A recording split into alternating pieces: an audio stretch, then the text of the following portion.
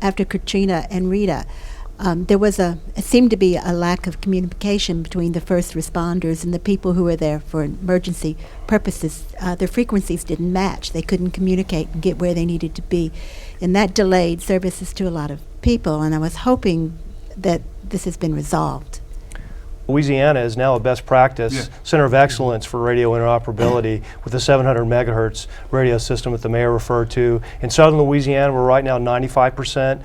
We have interoperability for our portable radios. We're soon to have that in northern Louisiana by the end of the year. Reggie, you seem to be a little cynical here. I'm looking at your question. Cynical? Well, why? Well, our public officials are giving us a lot of lip service on preparation, and those are the things that they're talking about now that we're not going to know if that's true until something happens. What we live with is recovery, and it's not happening other than from individual citizens. The young lady who works with rebuilding together, they've done 64 houses in my neighborhood. Other than that, nothing. I think that within the last 7 months, you've probably seen a lot of things that have been obligated, a lot of things being built. We have streamlined that process of making the decisions, meaning that, you know, for us to move forward, we have to have a consensus. So we have the consensus, and what we've done in the last 7 months here is to form that consensus to a point where if we are not agreeing on something, you put people in a room together and they have to solve those issues. And we solve those issues and then we move forward. So I think you've seen in the last 7 months a big increase in the number of projects that have been obligated and things being done in the state.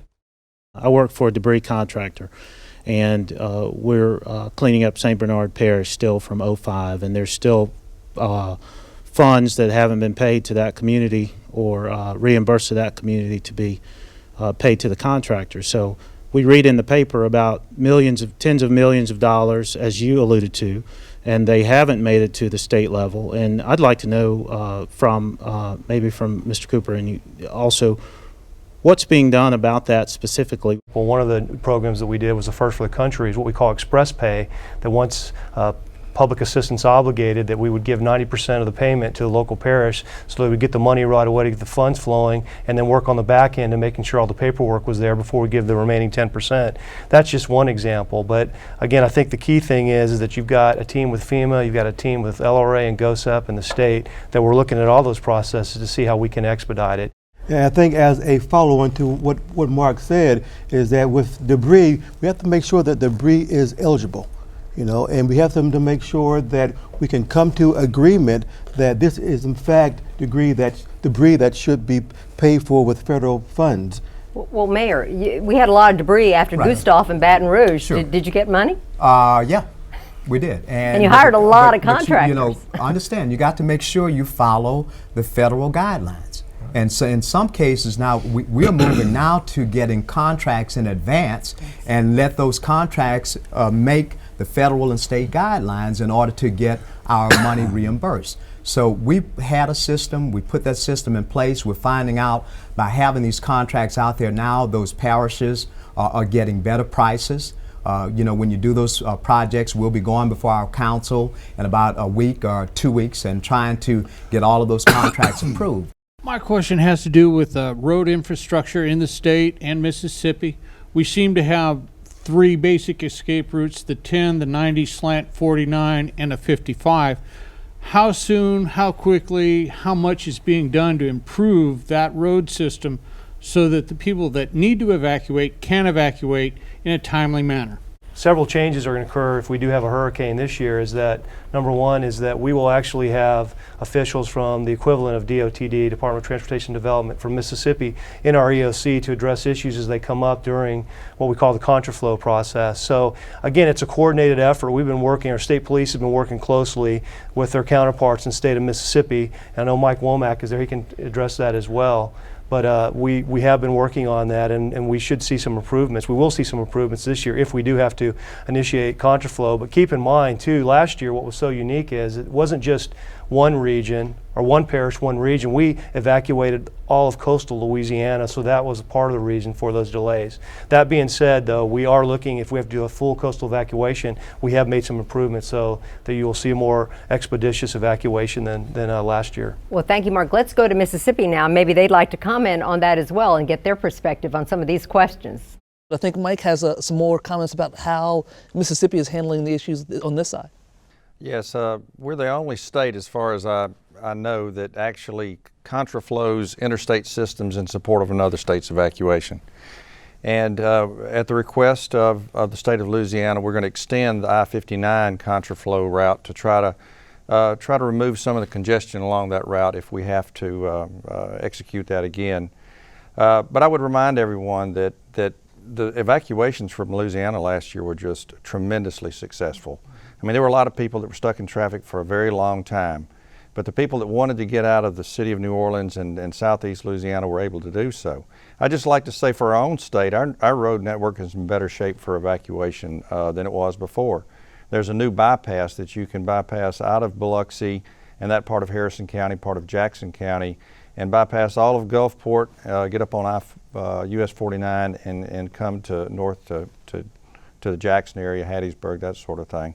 So we have better evacuation routes. All of our bridges are now intact. Feel good about our evacuation routes, and even better than that, we've got new shelters along the coast that are built to 200-mile-an-hour wind standards. So many people won't have to evacuate the Mississippi Gulf Coast. My concern is that housing is being built, but we're basically talking about affordable housing for persons of the low income range or minimum wage people that cannot afford to rent these particular, apartments thing that's been built, or if they are able to afford the rent, it's getting in there with an amount of deposit they have to pay, and the deposit is outrageous. So the main concern is affordable housing that the low income people who just on minimum wage can afford to move into. Well, it is a chronic situation in Mississippi that affordable housing is a problem. I have to think that this ties into what I consider just about our number one problem, which is we can't get insurance. You can't get insurance maybe, but when the people who build the affordable housing can't get insurance to continue building, that just pretty much puts a stop to the housing industry and all across the board. And that's our most serious problem, in my opinion, after the storm to this date. And is it the same situation in Hancock? Are you having the same kinds of issues or concerns? Some of the same issues. We had a lot of folks that came from out of state, took advantage of some of the programs that were offered, build what they considered were affordable homes. A lot of these folks were from California, Florida, and ended up building homes that our citizens couldn't afford. So, Reverend, you're very right with that question. We have a lot of places that were built that are still vacant because they're not affordable to the citizens and the people that are hurting in those areas. So, it's definitely a need that we don't have the answers for yet.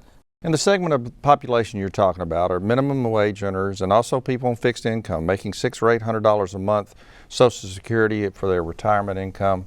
And you're absolutely right. They're not going to be able to afford even a $600 or $700 a month, housing option. And that's why the governor's pushed so hard to get additional vouchers to help those people, because a lot of these families, $200 or $300 a month is all they can afford. And that's why it's really critical that that we get the HUD housing vouchers to help families like you're talking about. When you talk about preparedness to the response when a hurricane is approaching, a lot of it has been done by the state administrators, but very little has included the people who are going to be affected. When you talk about the shelters that have been built, a lot of people don't know what shelter they can go to once a hurricane comes. They need to have that information. If the hurricane comes, here's where I go. We built some new schools north of the bay. They're building some new shelters. They're not completed yet, so of course if something happened right now, they couldn't use those. I've heard too that some of the highways are not going to be allowed. People coming from the Gulf Coast would have to go straight north rather than going east-west. That may not be true, but I've heard that So those kind of things need to be brought out to the people so they would be aware of what do I do when a hurricane goes? What shelter do I go?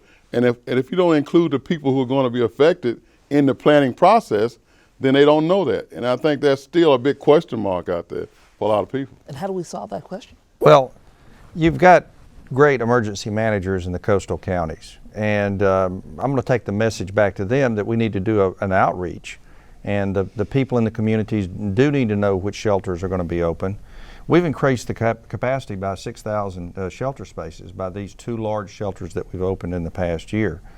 And they have plans in place to use transportation, school buses and other public transportation methods to pick up people that need transportation, because you're right, they're probably 10, 15 miles from where a lot of the population center is. So we need to do a better job of public outreach, and it's got to be not just at the state level, but we've got to work that at the local level as well. So we'll certainly do that. As far as the highways going north, the only one that's only going to go north is I-59, and of course not in the coastal areas, but I-55. All the rest of the highway systems are going to go 2 ways. But as far as I-10, it will be closed for those people that are coming from Louisiana towards Mississippi, and that's to facilitate that I-59 contraflow route up. We need to consider some of the people back in Louisiana for a second too. And so Beth,